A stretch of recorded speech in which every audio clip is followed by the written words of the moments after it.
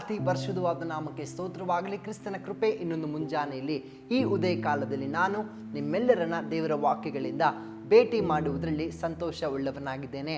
ಪ್ರಿಯ ದೇವ ಜನರೇ, ಮುಂಜಾನೆಯಲ್ಲಿ ದೇವರ ವಾಕ್ಯಗಳನ್ನು ಆಲಿಸುತ್ತಿರುವ ನೀವೇ ಆಶೀರ್ವದಿಸಲ್ಪಟ್ಟವರು. ಈ ದಿನದಲ್ಲಿ ಕರ್ತನ ವಚನ ನಮ್ಮೊಟ್ಟಿಗೆ ಹೀಗೆ ಮಾತನಾಡ್ತಾ ಇದೆ. ಕೀರ್ತನೆ 40ನೇ ಅಧ್ಯಾಯದ 8ನೇ ವಚನದಲ್ಲಿ, ನನ್ನ ದೇವರೇ, ನಿನ್ನ ಚಿತ್ತವನ್ನು ಅನುಸರಿಸುವುದೇ ನನ್ನ ಸಂತೋಷವು, ನಿನ್ನ ಧರ್ಮೋಪದೇಶವು ನನ್ನ ಅಂತರಂಗದಲ್ಲಿ ಇದೆ ಅಂದನು. ಪ್ರಿಯ ದೇವ ಜನರೇ, ನಮ್ಮ ಸಂತೋಷ ಯಾವುದು? ಹೌದು, ನಾವು ಗಮನಿಸುವುದಾದರೆ ನಮ್ಮ ಸಂತೋಷ ಏನು ಈ ಲೋಕದಲ್ಲಿ? ಅನೇಕರು ಹೇಳ್ಬೋದು, ಬ್ರದರ್ ನನಗೆ ಒಳ್ಳೆ ಕೆಲಸ ಇದೆ, ಒಳ್ಳೆ ವರಮಾನ ಇದೆ, ಅದೇ ನನಗೆ ಸಂತೋಷ. ಬ್ರದರ್, ನನ್ನ ಜೀವಿತದಲ್ಲಿ ಏನೂ ಕಡಿಮೆ ಇಲ್ಲ ನೋಡ್ರಿ, ದೇವರು ಎಲ್ಲ ಥರದ ಆಸೆ ಆಕಾಂಕ್ಷೆಗಳನ್ನು ಕೊಟ್ಟು ಪೂರೈಸಿ ನಡೆಸ್ತಾ ಇದ್ದಾರೆ, ಅದೇ ನನಗೆ ಸಂತೋಷ. ಇನ್ನು ಕೆಲವೊಬ್ರು ಜನ ಹೇಳ್ಬೋದು, ಇಲ್ಲ ಬ್ರದರ್, ನಾನು ಏನೇನು ಅಂದುಕೊಳ್ತಾ ಇದ್ದೀನೋ ನನ್ನ ಜೀವಿತದಲ್ಲಿ ಎಲ್ಲ ಆಗ್ತಾ ಇದೆ, ಅದಕ್ಕೆ ನನಗೆ ಸಂತೋಷ ಅಂತ. ಅನೇಕರು ಅವರ ಜೀವಿತದಲ್ಲಿ ಅವರದೇ ಆದಂಥ ಸಂತೋಷಗಳನ್ನು ಅವರು ಕಂಡುಕೊಂಡಿದ್ದಾರೆ. ಆದರೆ ಸತ್ಯವೇದದ ಪ್ರಕಾರ ಆತ್ಮೀಕ ಸಂತೋಷ, ನಿಜವಾದ ಸಂತೋಷ ಏನು ಅನ್ನುವುದನ್ನು ನಾವು ಮುಂಜಾನೆಯಲ್ಲಿ ಕಲಿತುಕೊಳ್ಳುವುದಾದ್ರೆ, ಏನ್ ನಿಜವಾದ ಸಂತೋಷ? ದೇವರ ಚಿತ್ತವನ್ನ ಅರಿತುಕೊಂಡು ದೇವರ ಚಿತ್ತವನ್ನ ಅನುಸರಿಸಿ ನಡೆಯುವುದೇ ನಿಜವಾದ ಸಂತೋಷವಾಗಿದೆ. ಅದೇಗಾಗ್ತದೆ ಬ್ರದರ್? ನೀವು ಕೇಳ್ಬೋದು.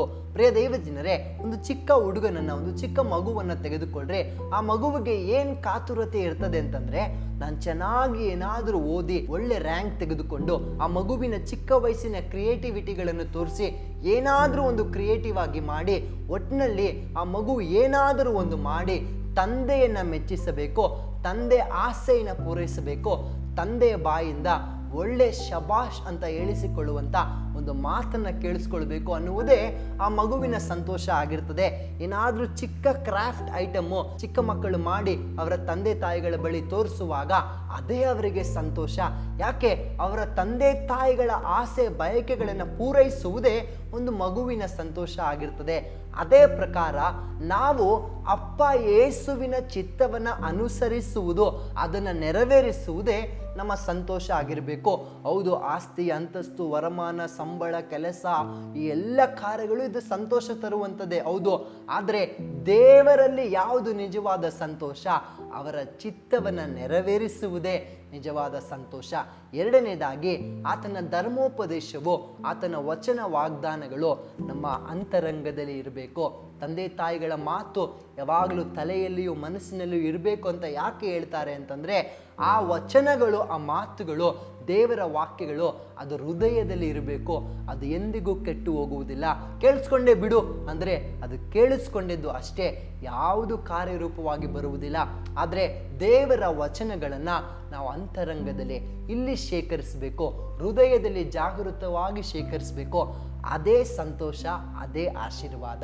ಸೊ ಈ ಮುಂಜಾನೆಯಲ್ಲಿ ಏನಾದರೂ ನಿಮ್ಮ ಜೀವಿತದಲ್ಲಿ ಇವತ್ತು ಸಂತೋಷ ಬೇಕು ಅಂದರೆ ದೇವರ ಚಿತ್ತ ಏನನ್ನುವುದನ್ನು ತಿಳಿದು ಅರಿತು ಅದನ್ನು ನೆರವೇರಿಸುವುದಕ್ಕೆ ಆರಂಭಿಸ್ರಿ. ಅಲ್ಲಿ ನಿಮಗೆ ಸಿಗ್ತದೆ ನಿಜವಾದ ಸಂತೋಷ. ಒಪ್ಪಿಕೊಳ್ತೀರಾ? ನಾವು ಪ್ರಾರ್ಥನೆ ಮಾಡಿಕೊಳ್ಳೋಣ.